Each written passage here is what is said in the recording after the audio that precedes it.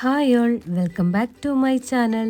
ഇന്നൊരു കാരമലൈസ് ചെയ്തിട്ടുള്ള ഒരു സേമിയ പായസത്തിൻ്റെ റെസിപ്പി ആയിട്ടാണ് ഞാൻ വന്നിട്ടുള്ളത്. നല്ല സിമ്പിൾ റെസിപ്പിയാണ്. ഇതുപോലെ ട്രൈ ചെയ്താൽ കാരമലൈസ് ചെയ്യുമ്പോൾ ഒരിക്കലും ഫ്ലോപ്പ് ആവില്ല. അപ്പോൾ വീഡിയോയിലേക്ക് പോയാലോ. ഞാനിവിടെ ഗ്യാസ് സ്റ്റോപ്പിലേക്ക് ഒരു ഉരുളി വെച്ച് കൊടുത്തിട്ടുണ്ട്. ചൂടായ പാത്രത്തിലേക്ക് 2 ടേബിൾ സ്പൂൺ നെയ്യ് നമുക്ക് ഒഴിച്ചു കൊടുക്കാം. ഗീ ഒന്ന് ചൂടാവട്ടെ.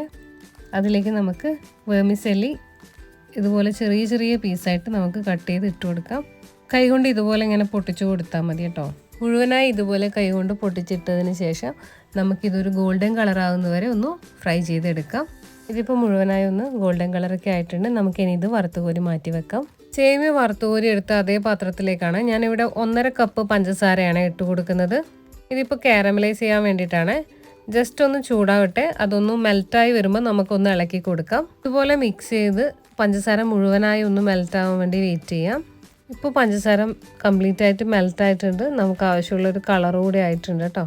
ഞാൻ ഈ ഒരു ടൈമിൽ ഒരു 2 ടേബിൾ സ്പൂൺ മിൽക്ക് മെയ്ഡ് ഇതിലേക്ക് ആഡ് ചെയ്ത് കൊടുത്തിട്ടുണ്ട്. ചില ആൾക്കാർ ഇതിലേക്ക് പാല് ഡയറക്റ്റ്ലി ആഡ് ചെയ്യുന്നത് കണ്ടിട്ടുണ്ട്. പക്ഷേങ്കിൽ ചില സമയത്ത് അത് ഫ്ലോപ്പായി പോകും, പാല് പിരിഞ്ഞൊക്കെ പോവാറുണ്ട്.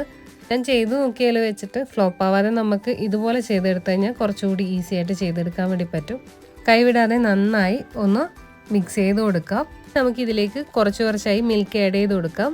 പാൽ ആഡ് ചെയ്യുമ്പോൾ നന്നായി ഇതുപോലെ ഒന്ന് മിക്സ് ചെയ്ത് കൊടുത്തോണ്ടിരിക്കണേ. പാൽ ആഡ് ചെയ്യുമ്പോൾ ജസ്റ്റ് ഒരു കട്ട പിടിച്ച പോലെയൊക്കെ കാണും, പക്ഷെ അത് ടെൻഷൻ ആവേണ്ട ആവശ്യമില്ല. അതൊക്കെ മെൽറ്റായിട്ട് വരും. നമുക്ക് കുറച്ചായിട്ട് പാൽ ഇതുപോലെ ആഡ് ചെയ്ത് കൊടുക്കാം. പാൽ മുഴുവനായി ആഡ് ചെയ്തതിന് ശേഷം നമുക്ക് ഫ്രൈ ചെയ്ത് വെച്ച വെർമിസെല്ലി കൂടി ആഡ് ചെയ്ത് കൊടുക്കാം.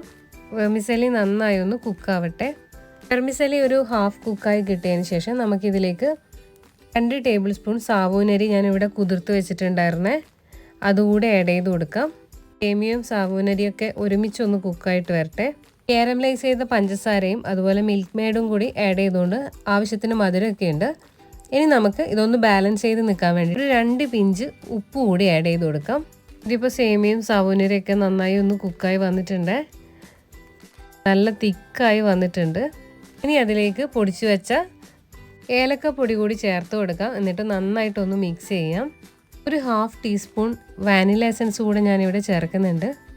ഇനി നന്നായി ഒന്ന് തിളവന്നതിന് ശേഷം ഞാൻ അതിലേക്ക് 1 ടേബിൾ സ്പൂൺ നെയ്യ് കൂടെ ആഡ് ചെയ്ത് കൊടുക്കുന്നുണ്ട്. ഇനി ഗ്യാസ് ഓഫ് ചെയ്ത് വെക്കാം. ഇനി ലാസ്റ്റായിട്ട് നമുക്ക് കാഷ്യൂസും റൈസിൻസും ഫ്രൈ ചെയ്തിട്ട് കൊടുക്കാം. നല്ല സൂപ്പർ ടേസ്റ്റി ആയിട്ടുള്ള കാരമലൈസ്ഡ് സേമിയ പായസം ഇവിടെ റെഡി ആയിട്ടുണ്ട്. എല്ലാവരും ഒന്ന് ട്രൈ ചെയ്ത് ഫീഡ്ബാക്ക് അറിയിക്കാൻ മറക്കല്ലേ. അതുപോലെ എൻ്റെ വീഡിയോസൊക്കെ ഇഷ്ടമാണെങ്കിൽ ലൈക്ക് ചെയ്യാനും സബ്സ്ക്രൈബ് ചെയ്യാനും മറക്കല്ലേ. Thank you for watching.